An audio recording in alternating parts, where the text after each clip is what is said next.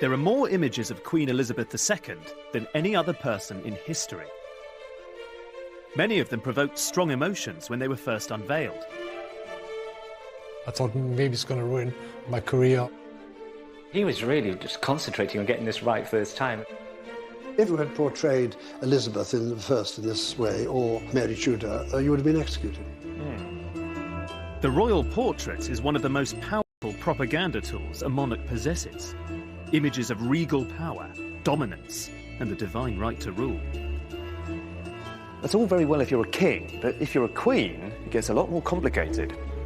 I'm going to discover how artists through history have grappled with painting a woman in power and what that tells us about our changing attitudes to female monarchy. This is where you get excited every time, again and again, to be a historian. Are you excited to be a historian at the moment? Well, I am, but I don't know what I'm going to see. How can a queen be a terrifying ruler in an ageing female body? When you've seen photos of her, you can't really knock just a few years off her age. We can't have this airbrushing going on anymore. And how can she ever command the same respect as a king? Look at her. She's a monster with snakes in her hair, and her breasts are long, sagging, Withered.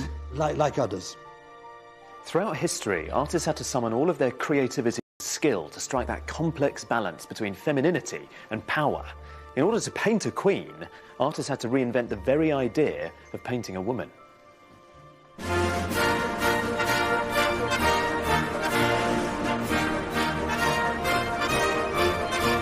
In case you hadn't noticed, it's the Queen's Diamond Jubilee. To mark it, the National Portrait Gallery show, The Queen Art and Image, has been touring the country. It celebrates the diverse portraiture of the last 60 years. The most famous and controversial of them all is barely the size of a postcard. Freud was famous for never ever flattering his sitters, and here he really goes out of his way to avoid accusations of pandering to royalty. We see this burly, quite dumpy, hangdog monarch with what appears to be a 5 o'clock shadow darkening her thick jaw. This could be a granny with a perm just about to pop out for a pint of milk. Someone with unique insight into the process. This is fantastic, just immediately to give a sense of... The painter and photographer David Dawson was Lucian Freud's assistant for 2 decades until the artist's death last year. How do you feel when you're leafing through? I mean, it must still be It's quite poignant, yeah. It's a good visual diary for me. And Damien. Very entertaining. And is this the dog that you're sitting in front of? Yes, look, Eli posing. See, there he is. How wonderful. In 1999, Freud received some news. The Queen wanted to sit for him. There's this photo before the Queen arrived. Dawson was given permission to document part of the process, which took place over 18 two-hour sittings. For Freud, whose portraits could often take years, it wasn't long. Quite often with Lucian, when he's working in the studio, he has 2 or 3 attempts. So he was really concentrating on getting this right first time. It all began splendidly. He sort of started around the forehead and around her eyes. And Lucian, when he painted, would work in small areas and then build outwards. Well, he'd make that bit quite finished. Yeah, and then... and then it would just grow. It was a very unusual way of painting. Yeah, it is. It was fascinating to watch. But not everything went quite to plan. Painting the hair with the crown on top, he needed more space in the canvas, so we added another 1.5 inches or 2 inches onto the top of the canvas. So originally she didn't have a diadem at all? This was always the pose of the Queen, but in the painting it didn't fit. There's also that, you know, when does it become a royal portrait or just a straight portrait without the diadem and the tiara? Well, it helps. Yeah. But I think that's where it becomes fascinating, because a monarch, a queen, becomes so bound up with a nation's identity. Yeah. She becomes almost symbolic. Well, maybe that's why he needed the extra bit of canvas with the diadem. You know, it's sort of those two ideas. That bit, the crown, is the symbolic monarchy bit. Yeah. The bit underneath is the real person. Yeah, it's breathing and living like all of us. People were critical of this when it came out, partly because they felt that this was not a slap in the face, but that it was quite brutal. Was he conscious of what was being said? Did he care? He didn't care. I mean, he was aware that there's certain criticism against this portrait, but he felt, you know, he couldn't do anything about that. It's what other people thought. It's not what he was thinking. And what do you think? I think it's a serious, very good painting that shows the monarch in the 21st century. You know, it's not 8-foot portraiture that's, glorifying the great and the good. This is a very real person in a unique position that Lucian's very aware of the history that's gone through her family.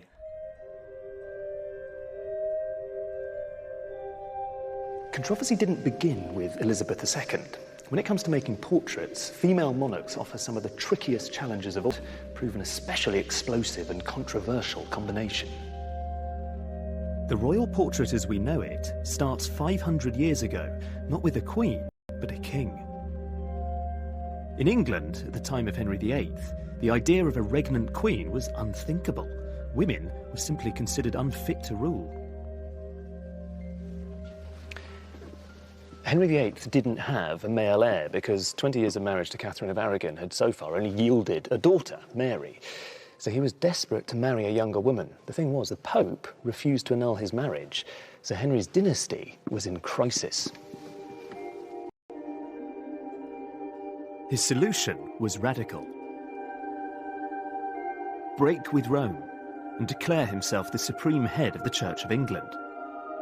Henry would replace the Pope.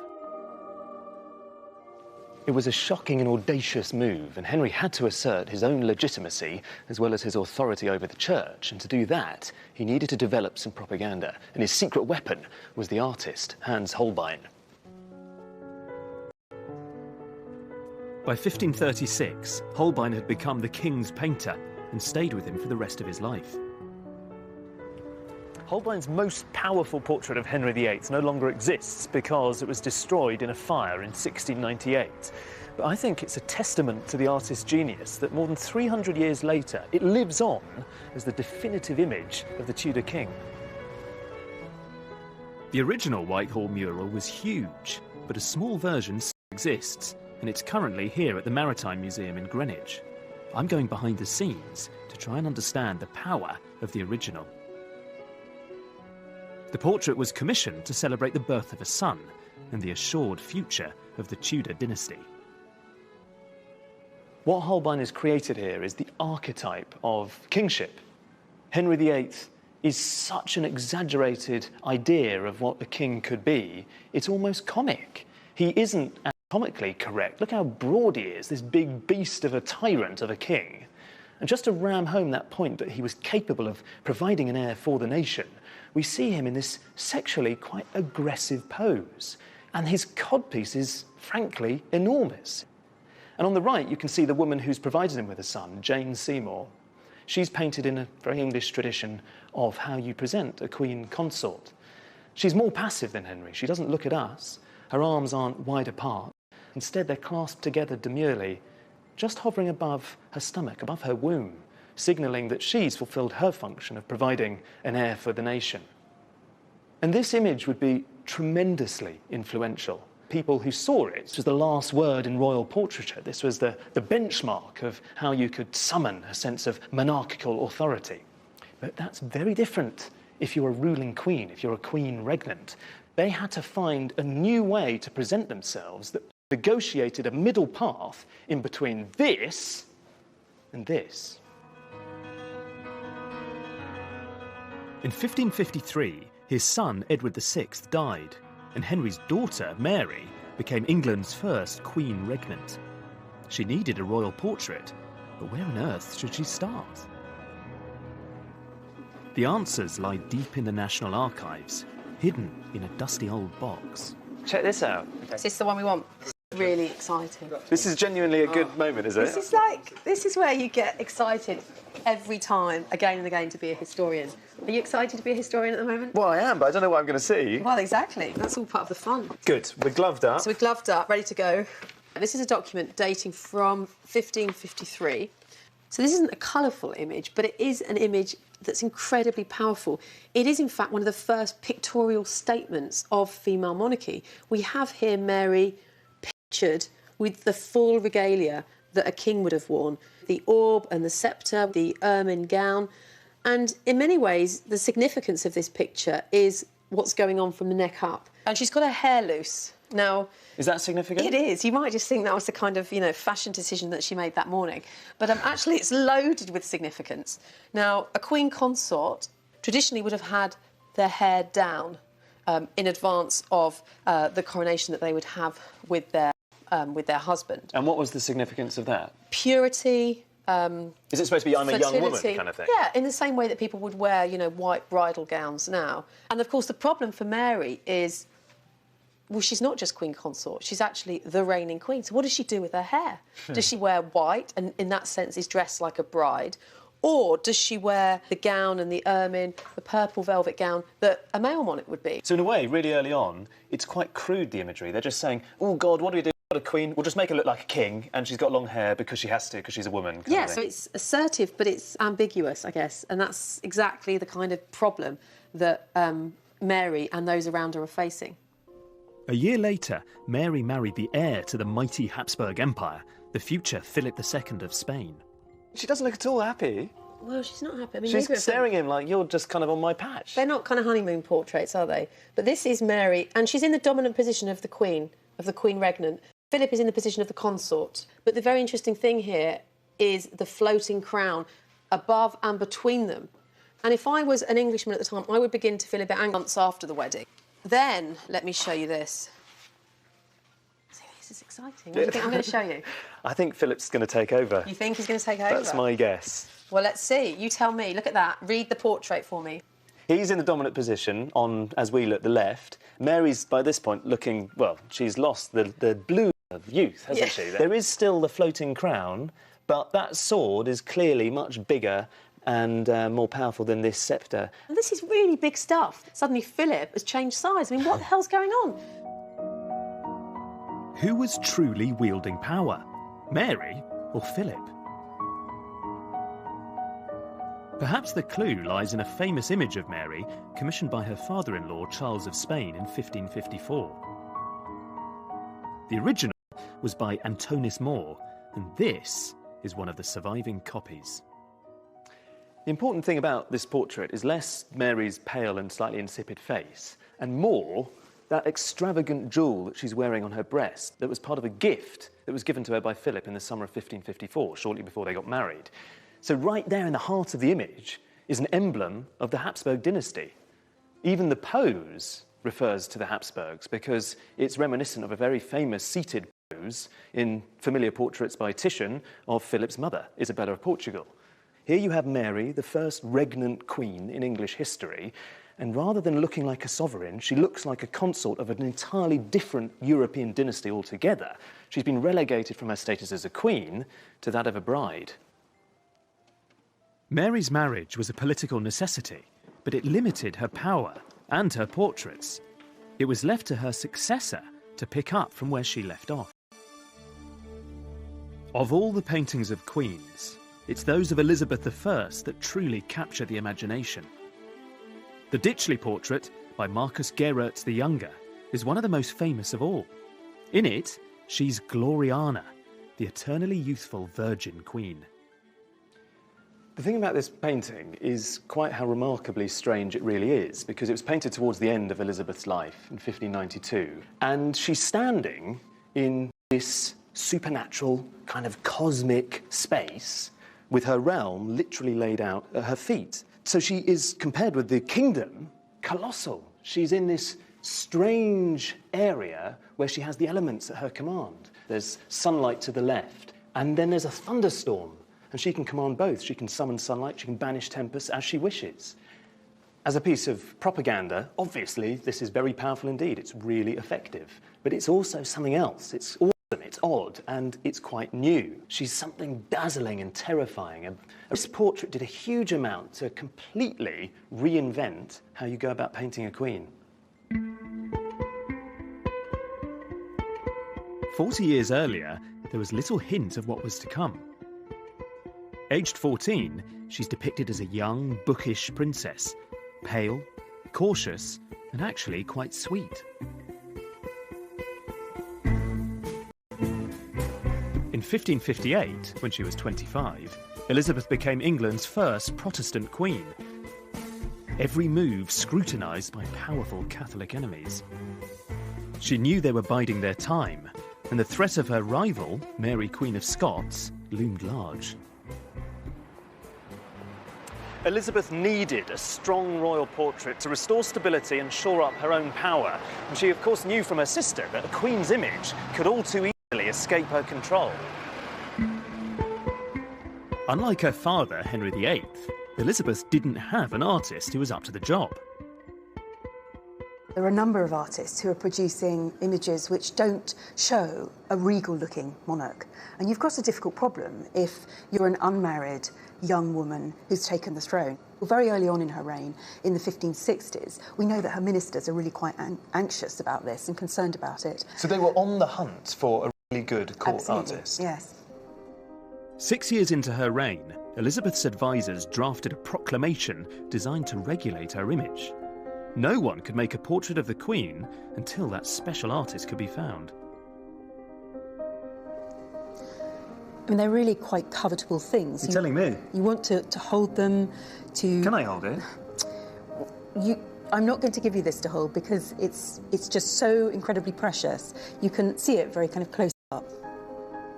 The miniature was created by Nicholas Hilliard, a goldsmith and painter.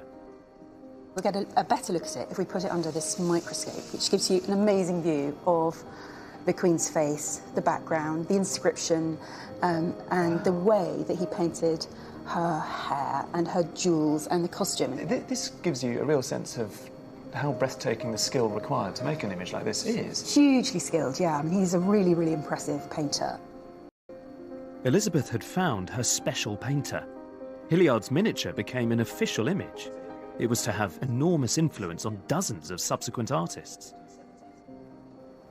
This one's called the Phoenix, and this one's called the Pelican, and this is after the jewels that she wears at her chest. And they're two images that are very, very closely related by the same artist. And if you look at the face patterns on these, they're actually identical, but reversed. So this is the same image as this is.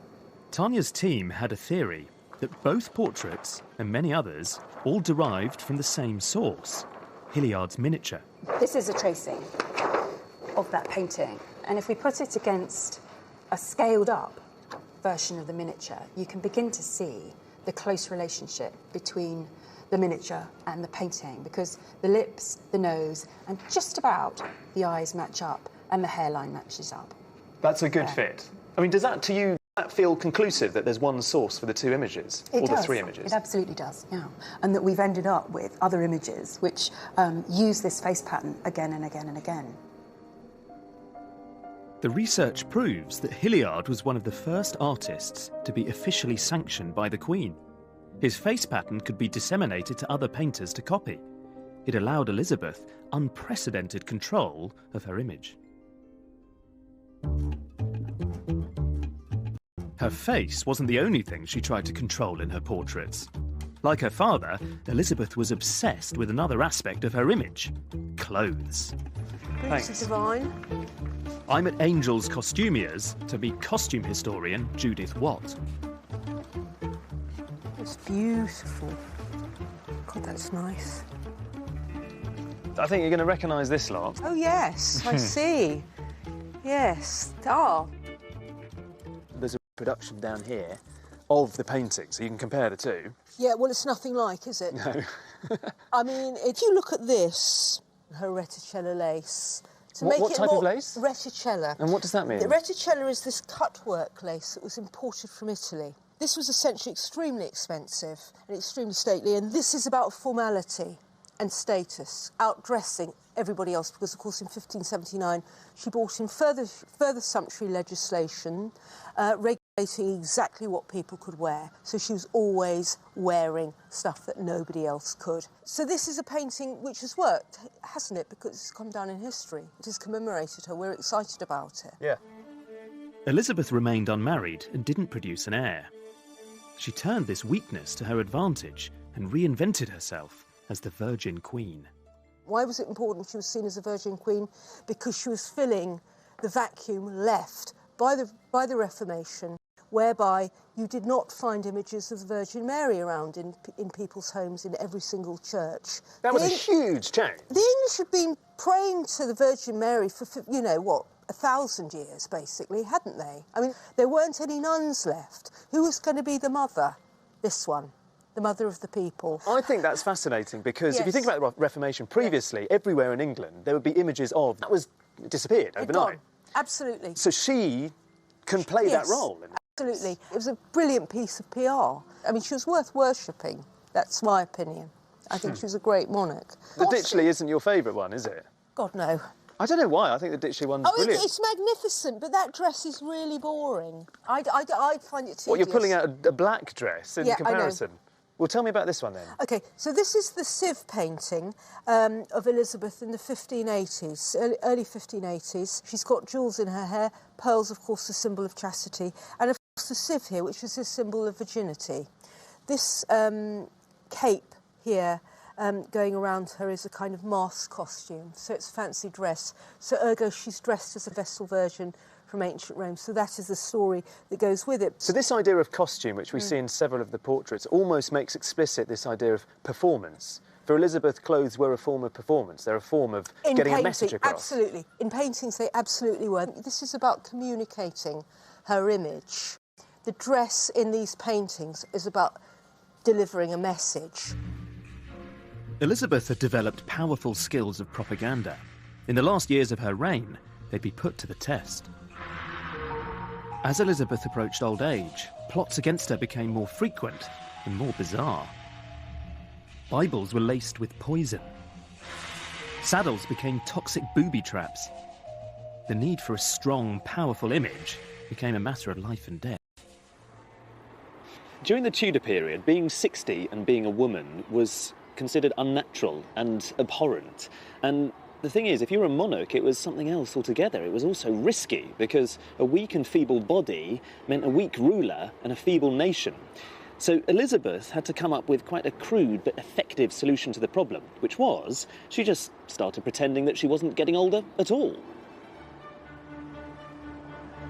Hilliard was called upon to shun reality and create a new face pattern, the Mask of Youth. As she approached the age of 70, the face of the balding, toothless queen was frozen into that of youthful beauty.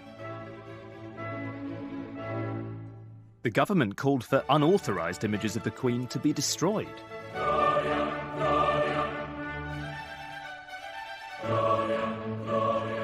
It clearly worked. Elizabeth survived, reigning for 44 years. 500 years later, we're still enthralled to this virgin queen.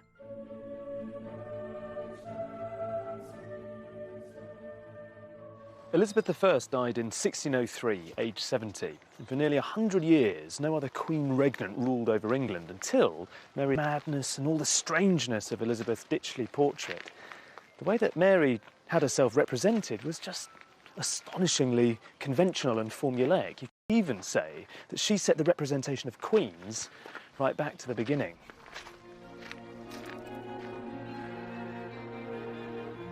In 1688, King James II had alienated the nation with his unpopular Catholic policies. Parliament wanted him out and invited his Protestant daughter Mary and her husband William of Orange to start a glorious revolution. It succeeded, but opinion was divided on who should rule.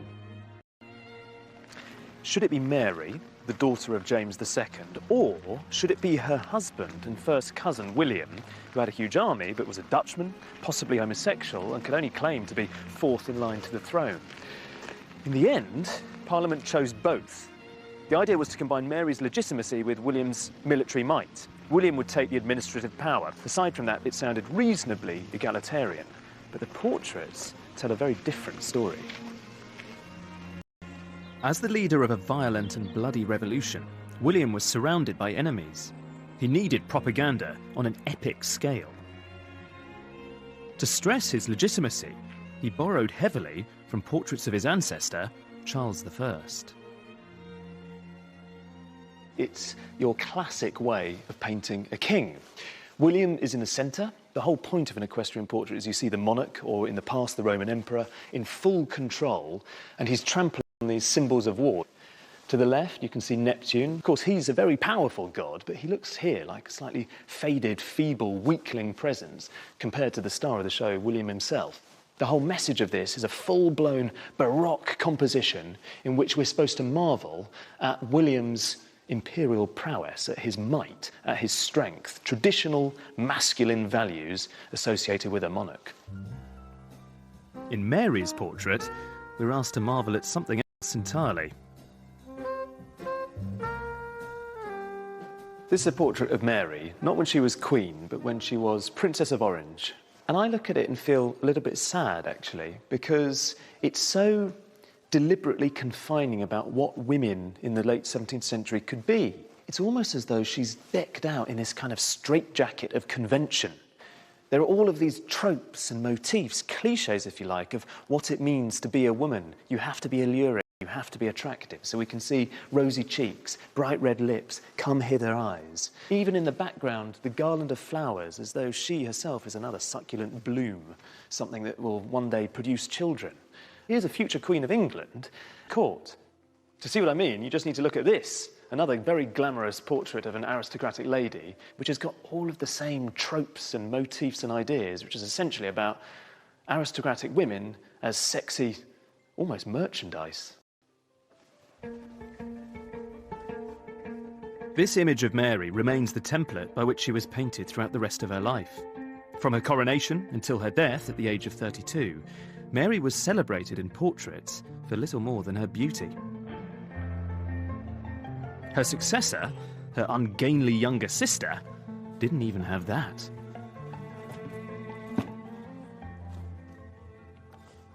So I reckon that most people would be hard-pressed to name this lady, Queen Anne. The thing about Anne is that she has a very bad reputation.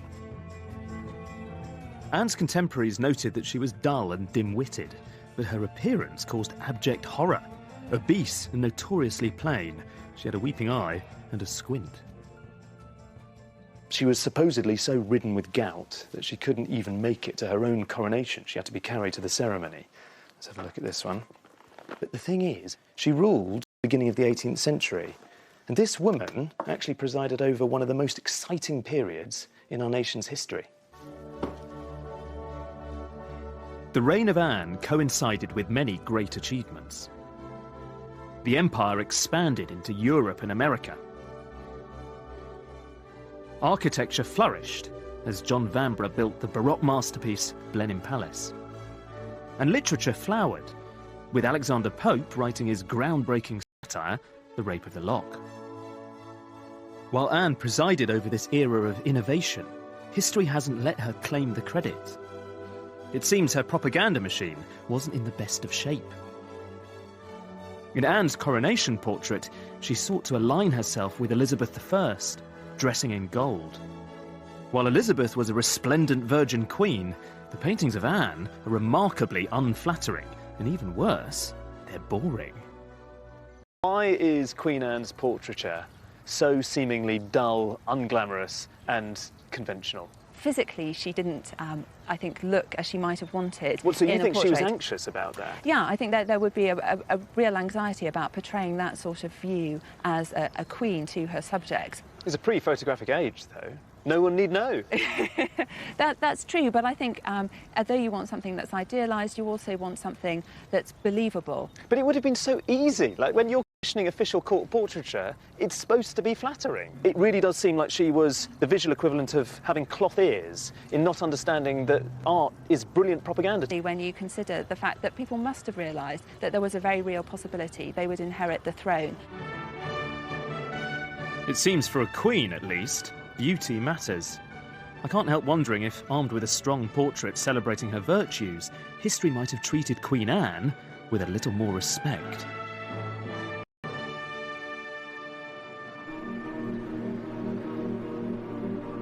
By the late 18th century, the Age of Enlightenment had transformed ideas about women. Queen Charlotte, the wife of King George III, was lauded for her command of culture and science. Yet despite all her many talents, in portraits, once again, it wasn't the Queen's intelligence that was celebrated. Charlotte was a great patron of the arts, as was her husband, who founded this the Royal Academy.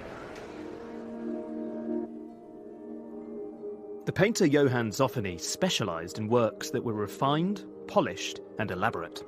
He was quickly spotted by the King and Queen, and this painting was his first royal commission. I think rather cleverly, Zoffany offers a whopping great clue about how we should think of Charlotte herself, because if you look at the composition, her form and the colour of her dress is mirrored very clearly in this triangular whitish silverish dressing table to her side. So Zoffany is not stressing her power as a queen consort. Instead, he's stressing her femininity.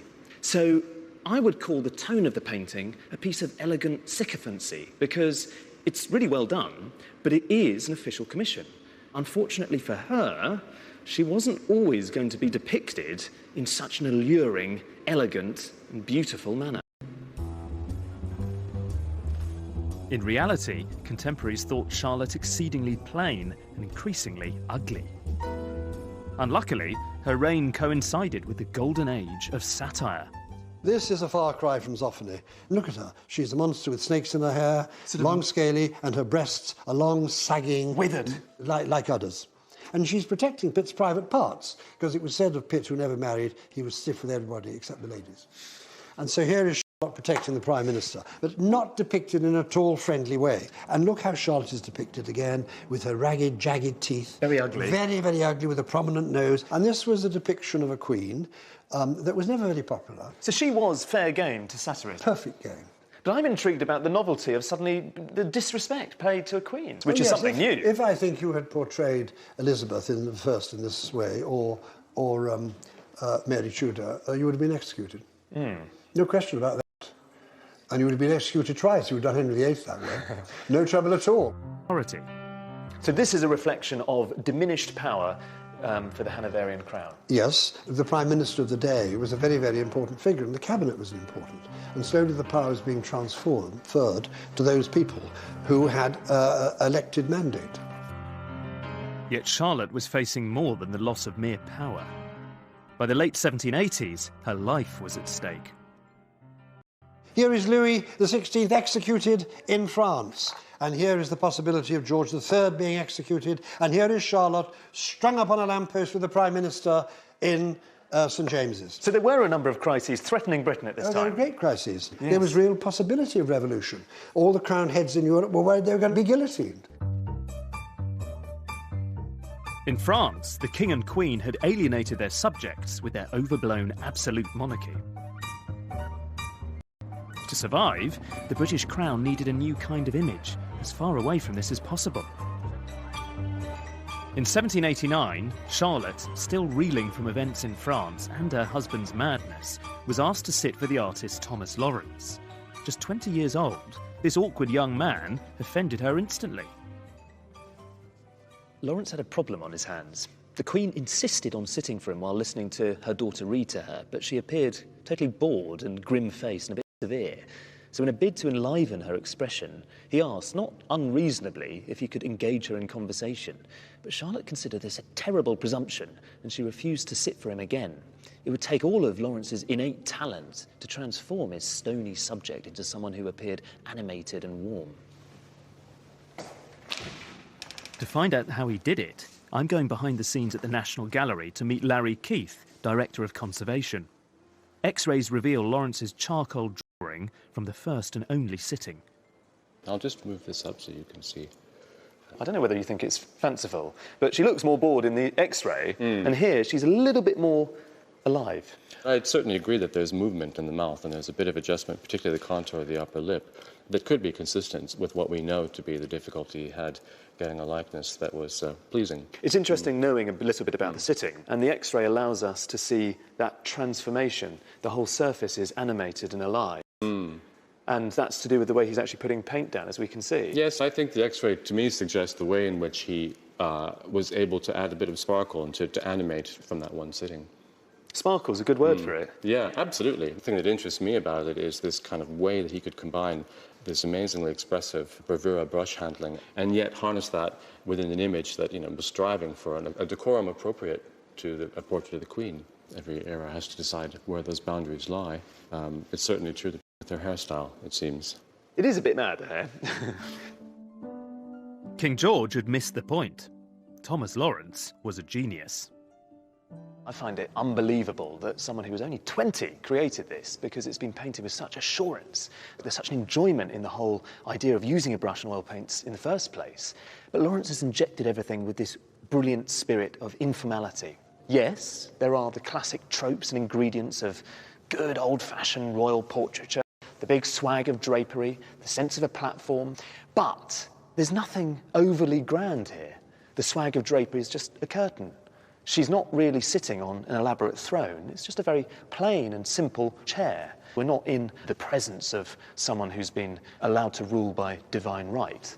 And if you think about when this was painted, suddenly the informality of the image makes sense, because this dates from 1789. Think of what was going on in France. The Bastille had fallen.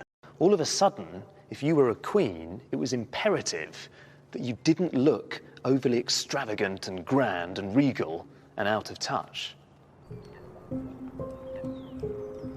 In the last years of their reign, George and Charlotte not only kept their heads, the sober, pared-down monarchy won them new adoration from their people. 50 years later, by the reign of their granddaughter Victoria, the great monarchies of Europe were disappearing fast. Britain, dissenting voices were loudly questioning the very notion of royalty. Victoria took Charlotte's image of a humbled monarchy and ran with it. Queen Victoria was the first ruling female monarch whose children survived childhood.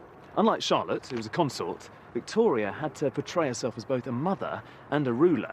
It was quite a tricky path to negotiate, but Victoria turned that weakness into a strength. She realised that the role of mother is the one trump card a queen has over a king. One painting didn't just transform the idea of the Queen, it delivered her image to a completely new audience. The Royal Family in 1846 by the German artist Franz Xaver Winterhalter. If I'm honest, it's not very fashionable to say you like a painting like this one. It's done in a very suave, quite cosmopolitan 19th century style. Technically, it's a virtuoso piece of painting. And to modernise, it almost feels a bit slick. But the thing is, I find this really charming. I think it's a wonderful composition because what we see isn't that old tradition of kings and queens in quite stiff, fusty outfits and positions. Rather, we have Victoria and Albert surrounded by their kids. She has her arm around the eldest, Bertie, the future Edward II. And then to the right, you have this really beautiful mini group within the larger group of 3 daughters. Quite a clever detail on Winterhalter's part is that there are 7 people in the group.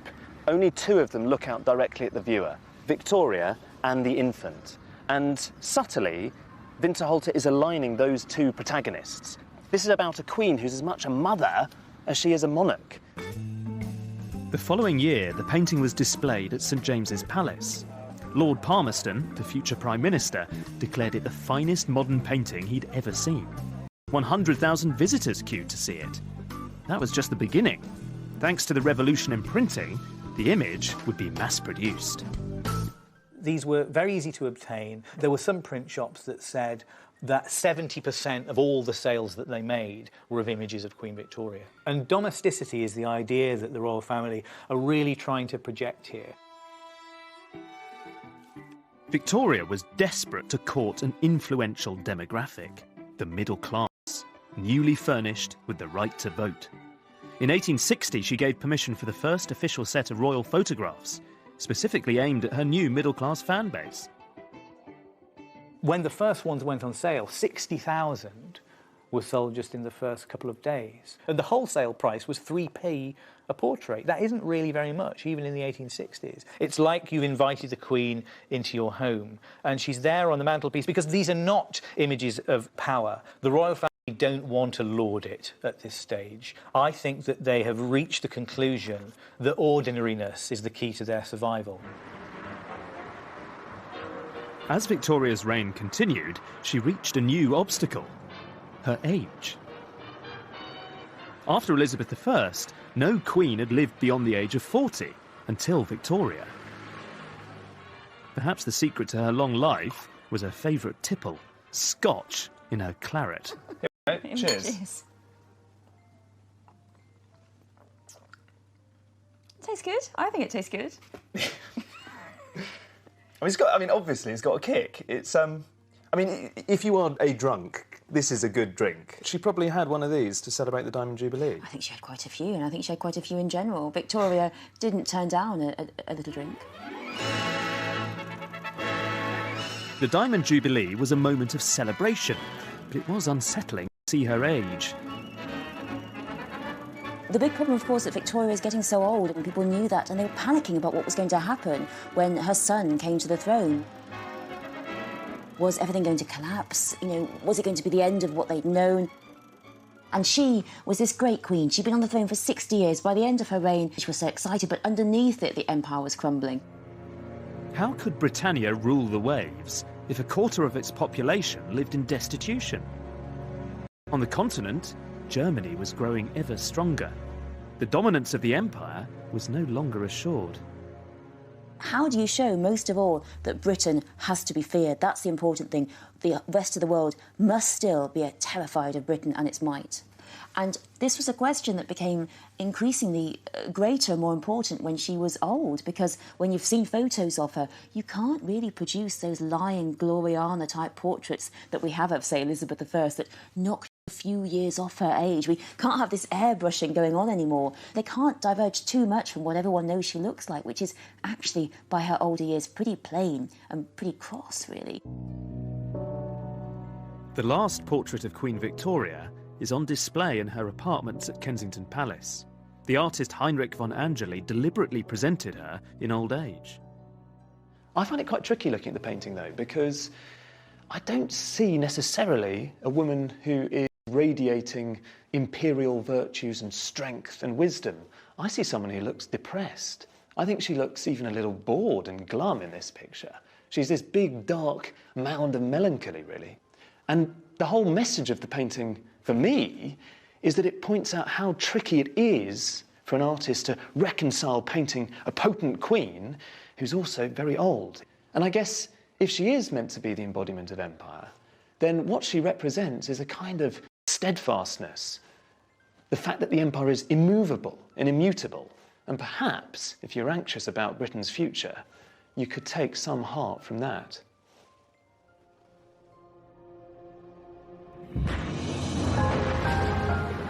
Over the next 50 years, the empire was to change beyond recognition. The Second World War saw Britain bankrupted and diminished, trailing behind America and the Soviet Union. Throughout, King George VI had proved a strong figurehead, inspiring enormous affection. His death at the age of only 56 brought the nation to a standstill. The new Queen, Elizabeth II, was just 25. Those around her were deeply concerned by her lack of experience. The royal propaganda machine sprang into action.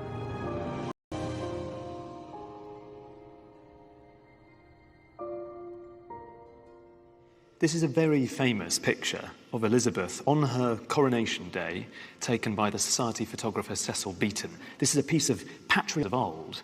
Elizabeth is wearing the imperial state crown. She's decked out with jewels from every corner of the empire. If you look very closely, you can see the Queen, the new Queen, is wearing these enormous drop pearl earrings. And those earrings actually once belonged to Queen Elizabeth I. He's trying to summon a vision of a new Elizabethan age. So as a piece of visual rhetoric, Beaton's photograph is extremely persuasive, but its DNA, its vocabulary, if you like, owes everything to the queens who preceded Elizabeth II.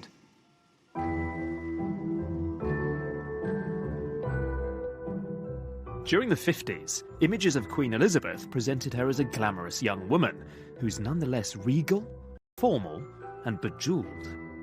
But youthful beauty could only take her so far.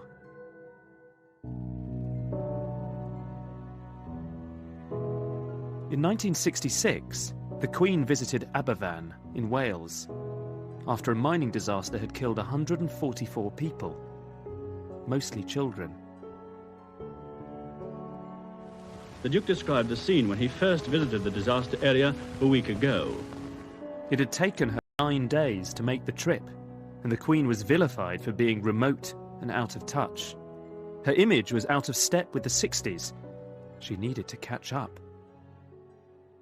Well, you see the new era of informality in the photograph by Eve Arnold, and this is a really breezy, fresh, very beautiful image. This is now the kind of imagery which seems a world away from the 1950s. It's not exactly a state occasion. It could almost be anybody. It could almost be a member of the public. This is a radical way of presenting the Queen in this much more literally down-to-earth fashion. It's a great photograph. I think there's another great photograph, which is just here, which is my favourite one in the show, which is similar tone, similar feel. And this is, well, it says this was taken in 71. And where is she? She's actually on the Britannia. This is a photograph taken by Lord Lichfield. They're just crossing the equator, and the tradition is that you duck a member of the crew and soap them down. And that's what happened to Lichfield. He kind of expected it and had a waterproof camera at the ready. Really? And so when he bobbed up, he caught the Queen laughing spontaneously at this hilarious moment. I think what I love about it is that she looks so chic and glamorous. And I like just formally, I mean, it's a very sort of spare image behind. It's beautifully composed. I think she has very cool sunglasses, picked up in the porthole. There's a lot going on. I think what this photograph really does is address the notion that queens have to be very serious and po-faced and rather glum figures, and all of that is consigned to history, and instead what you have is someone who is vivacious and enjoying themselves. But this new informality... So what do we see in this picture? Here is the Queen visiting Princess Anne in hospital for a routine gynecological operation. It's nobody's business, really. And yet we see the Queen running the gauntlet of a phalanx of photojournalists, all taking their photographs. And we now have this issue unfolding in the 1970s where there is a confusion between the public role of the Queen and her private life. The territory opened up by the media was exploited by a new faction, contemporary artists. Artists like Gerhard Richter based their work on newspaper cuttings. Richter's blurry surfaces evade our attempts to see the subject in focus. Can art, he asks, really capture the truth of a person? For Andy Warhol, the Queen became nothing but surface, her public face complete artifice.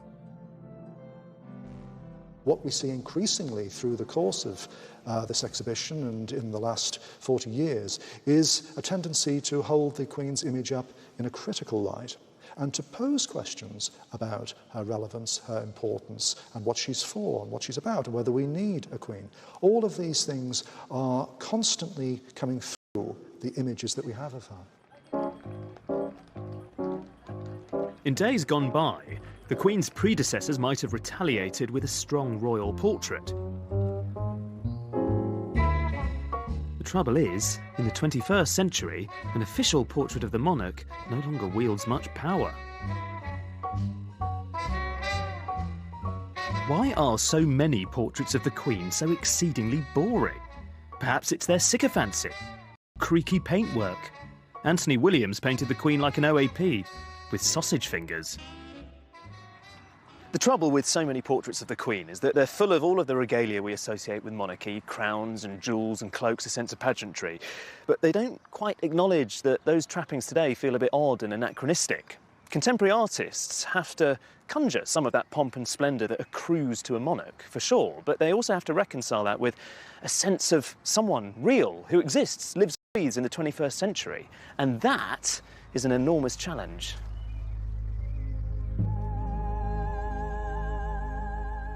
Thomas Struth is one of the leading contemporary artists of his age, photographing cities, families, and science labs with precise, almost forensic detail.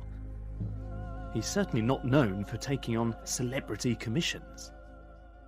Can I ask you a little bit about what it's like to take on a royal commission like this? Is there a risk, as a contemporary artist taking on this commission, that you might lose credibility almost? All the time. Like us? But yeah, like you. But in the end, I thought I cannot reject because it's will be such an unusual opportunity. Well, what was the appeal? Why did you say yes? It was a possibility to enter the ring of this historical activity and see how far I can go or what my contribution might possibly be. So from the beginning, very self-consciously, you're thinking about the whole tradition of royal portraiture and how this image might fit into that? Yes, of course, yeah. The photograph was taken on an old-fashioned medium-format camera, which gives a vast level of detail, even when the subject's life-size. I think this is a really, really fantastic piece, work of art, which you can't say of many, many royal portraits. I think so many of them are rubbish. I love this one, partly because it isn't overwhelmingly pompous, and it isn't sycophantic, and they feel separate from us and grand, but not too grand, somehow approachable. You could look at them as parents, you could look at them as a representative of the generation. Grandparents? That they are, and they're actually the same age as my parents. Well, so in a sense, you've created a portrait, a sympathetic portrait of a generation that has had its time in a sense, but you're not brutally sort of removing that picture at all. I mean, of course, it's also a strange situation because Queen Elizabeth is powerful, more foggy and less determined manners than a queen or the kings of England have been before. So now it's a question of celebrity, fame. It's a very undefined energy. Warhol, all about surface in that sense. Yeah. You, much more about a sense of depth. In the end, it's much more interesting who these people really are. Did you try and reflect that in the picture? Yes, I think so. I reflect on that by showing them very real. So you see the legs of the Queen with the blood vessels, and you see the neck, and you see the hands, and she doesn't look like a normal person because of the surrounding, but she looks like a person who will die one day, and it's a kind of humble portrait in a certain way. Perhaps by acknowledging the Queen's humanity, we can accept her elevated status. As usual with depicting a queen, it's a difficult balancing act. Over 500 years, artists have had to negotiate power and femininity, reconciling the roles of virgin, mother and wife with being a monarch. In the 21st century, it's become even more complicated. Hierarchical, we're more informal, and thankfully today we no longer feel troubled by a woman ruling over us. And all of that means that contemporary artists now face a new challenge, which is how in the 21st century to go about making a convincing modern portrait, not necessarily of a queen, but of a monarch at all.